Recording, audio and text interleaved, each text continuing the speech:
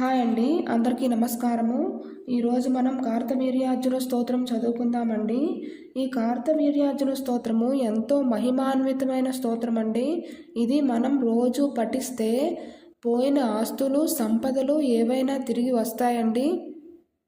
కార్తవీర్యార్జున స్తోత్రము సంపదల ప్రాప్తి, సర్వజనుల అనుకూలత, శత్రువుల విజయము, దూరమైన ఆప్తులు, ఆస్తులు దగ్గరకు చేరుట, భయం నివారణ, దుఃఖనాశనము, సభాజయము.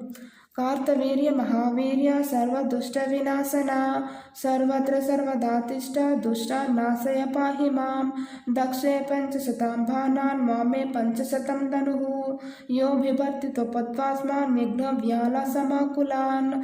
ఉత్తిష్ట దుష్ట దమన సప్త ద్వీపైకపాలక. త్వమేవ శరణం ప్రాప్తం సర్వతో రక్ష రక్ష మాం. దుష్టఘ్నస్వం స్వపిసి కిం తిష్ట వీరపదానుగా. కార్తవీర్య సుతో రాజా सहस्रभुजमण्डितः. अवतारो हरे साक्षात् पालये सकलं जगत्. गतिर्भङ्गं स्वरोहीनः शत्रूणां रिपूणां च सभामध्ये सर्वत्र विजयं कुरु. ॐ कार्तवीर्यकलद्वेष्टा कृतासूनुर्महाबलः. सहस्रबाहुः शत्रुघ्नो रक्तवासधनुर्धरः.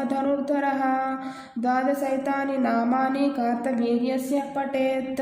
सम्पदस्य जायन्ते जनाः सर्वे वशं गताः.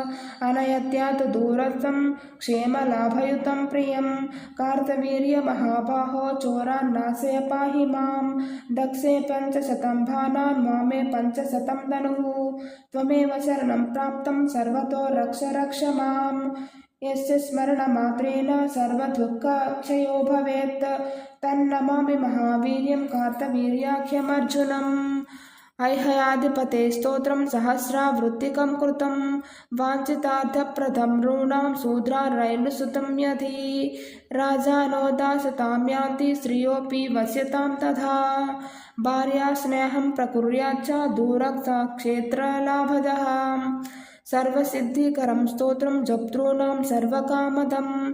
त्रिकालं मेककालं वा सद्यो मर्त्य पठेन्नरः.